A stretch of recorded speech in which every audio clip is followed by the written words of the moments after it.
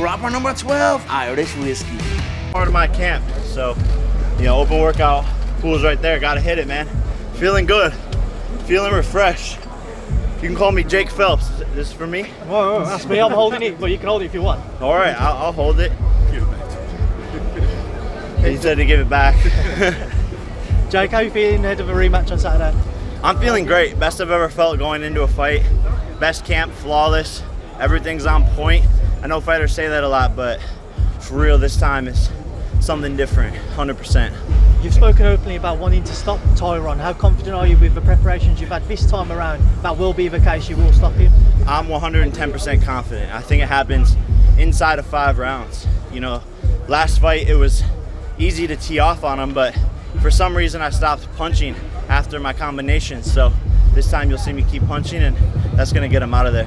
Jake, I've got to ask, obviously, because I'm from the UK, Tommy Fury pulling out of the fight. What was your initial reaction to that? I wasn't really surprised. Ever since he pulled out of the press conference and had him in posting on social media, I felt like he didn't really want the fight. So, wasn't really surprised. And it's funny, like, he's the professional boxer and I'm the YouTuber Disney, but I'm here getting the job done. So he's a joke. Tyson's comment. Hey Jake, do you consider Tyron Woodley a more difficult fight than Tommy Fury? Tyron's definitely a harder fight than Tommy Fury. Way more experience. Tommy Fury's never been past 4 rounds. Tyron Woodley's been in there with killers, absolute monsters. He's more experienced. He's stronger. He's faster. So Tyron's definitely a harder fight. But I already handled him light work the first time.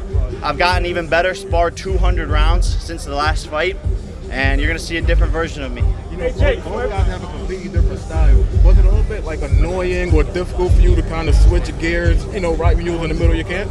Yeah, that's what people don't realize, is that I took this fight on 2 weeks' notice as well. I had to switch up everything, going from sparring tall guys who are boxers to sparring against shorter MMA fighters. So I only really had 2 weeks to prepare and change the game plan for Tyron. But again, I already beat him.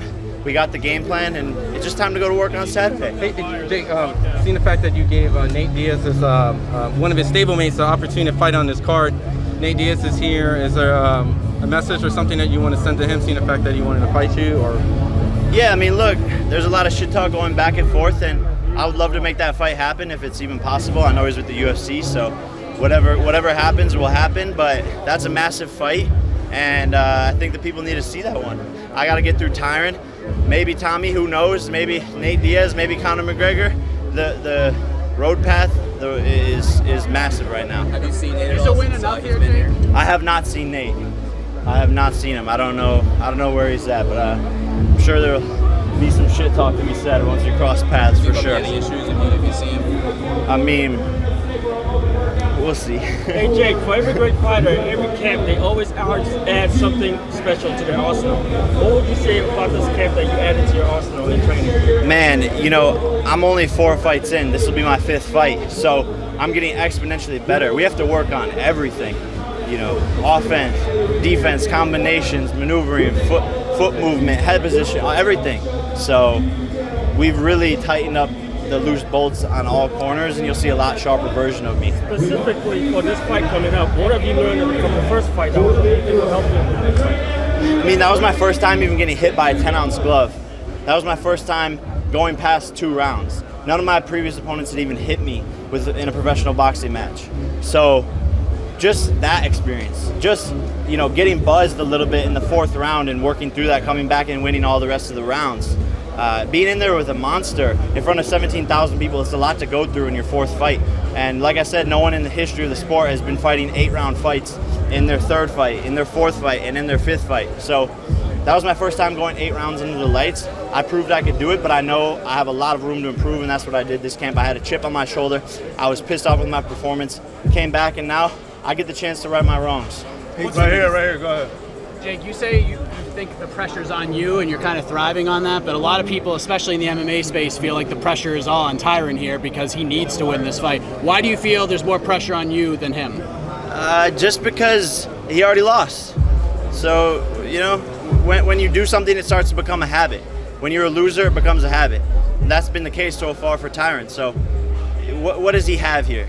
What career does he have ahead of him? I'm 24 years old. I could take over the world. I could become the next Muhammad Ali at the rate this is going. So what does he have? He has nothing. I have a much bigger story here, a much greater presence, and I'm doing something that no one's ever done before. For him to win, it doesn't help the sport, it doesn't help the world, and no one will really care. Is a win enough, or do you have to stop him? I have to stop him in my books. I have to stop him. I have to prove that I got better. The only way to do that is to get to TKO, and I'm not going to leave it up to the judges. You know, last time the last judge, the one who scored it for Woodley, who knows what fight he was looking at. You know, he needs to see an eye doctor, but I'm not leaving it up to the judges this time. How different is the perception of you now compared to January 1st of this year when you were just kind of getting going?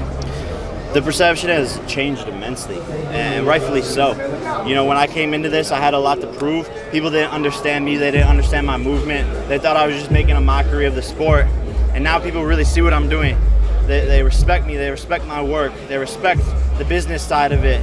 You know, they respect how I'm advocating for fighter pay. They respect what I'm doing for women's boxing. They respect my foundation, my charity, to get more kids into boxing. So really, it takes time for people to see that, and that's what's happened here, and I'm only going to continue to do great things. Why the initiative to promote women's boxing?